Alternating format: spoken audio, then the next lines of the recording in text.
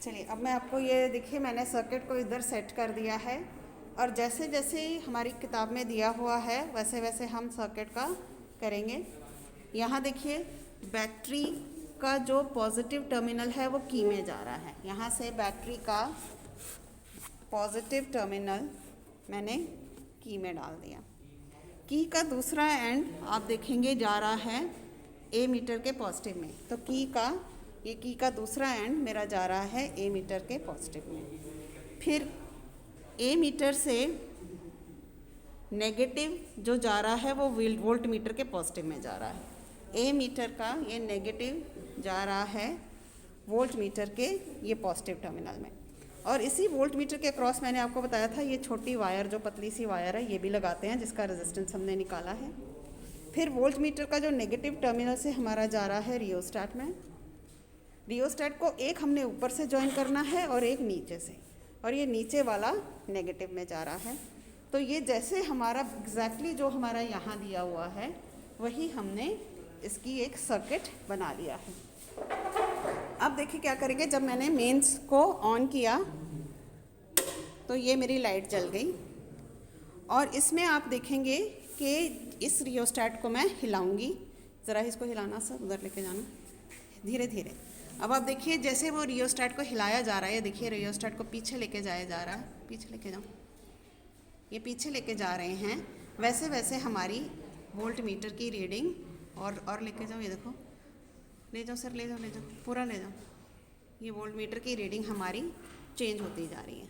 इसी तरह हमारी ए मीटर की रीडिंग भी चेंज हो रही है। तो हमने क्या करना है, बेसिकली हमने रियोस्टेट की रीडिंग को इस तरह से चेंज करना है।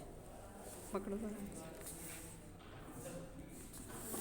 यहाँ से हम इसको इस तरह से चेंज करेंगे और जब इस तरह से चेंज करेंगे तो ये देखो वोल्ट मीटर और अमीटर, वोल्ट मीटर और ए मीटर में जो रीडिंग आ रही होगी वो आप नोट करते जाओगे। अब इस रीडिंग को कैसे नोट करना है आपने, वो भी मैं आपको बताती हूँ।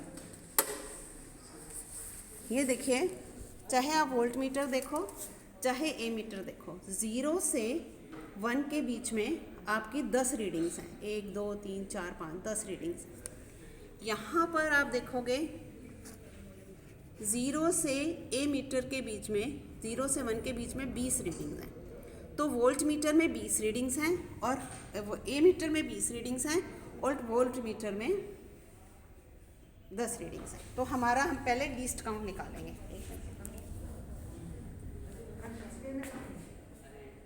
ऐसे बोला था, ऐसे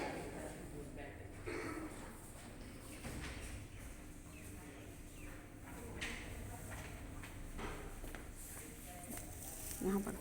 तो वोल्ट मीटर में हमारी 0 से 1 के बीच में 10 रीडिंग्स हैं। तो 1 रीडिंग कितने की हो जाएगी, दिख रहा है? तो 1 रीडिंग हो जाएगी 1/10 की, मतलब 0.1 की। तो वोल्ट मीटर का हम लिखेंगे least count of voltmeter is equal to 0.1 volt. इसी तरह least count of ammeter कितना हो जाएगा। ए मीटर में आप देखिए 0 से 1 के बीच में 20 रीडिंग्स दिख रही हैं। तो हमारी एक रीडिंग हो जाएगी, 1 रीडिंग हो जाएगी 1/20, मतलब 0.05।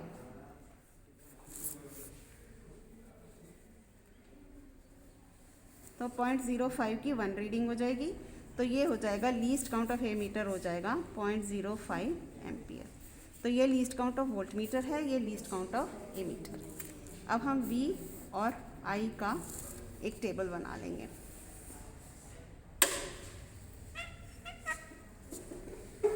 चलिए, पहले मैंने इसको यहाँ रखिया। अब देखिए सर, बिल्कुल पास है।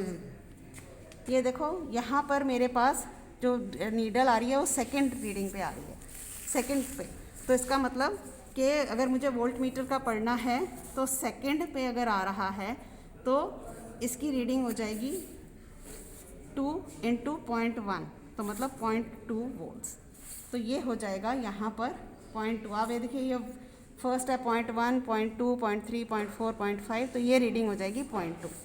इसी तरह ए मीटर का देखो, ए मीटर में भी हमारे पास दूसरी रीडिंग आ रही है, लेकिन ए मीटर का हम मल्टीप्लाई करेंगे। इधर दिखाओ सर, क्योंकि दूसरी रीडिंग है, यहाँ दिखाओ सर, दूसरी में आ जाएगा 2 × 0.05, तो ये हो जाएगा 5 2 × 10, तो ये हो जाएगा 0.1 एम्पियर। अब थोड़ा और बढ़ा देती हूँ मैं,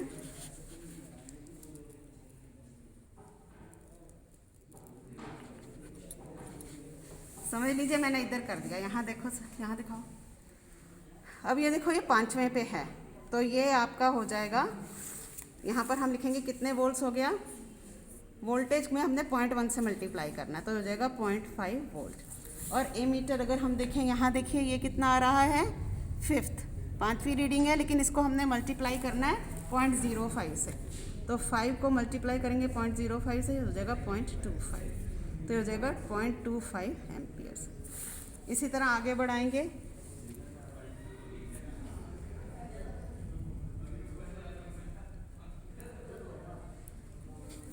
यहाँ दिखाओ।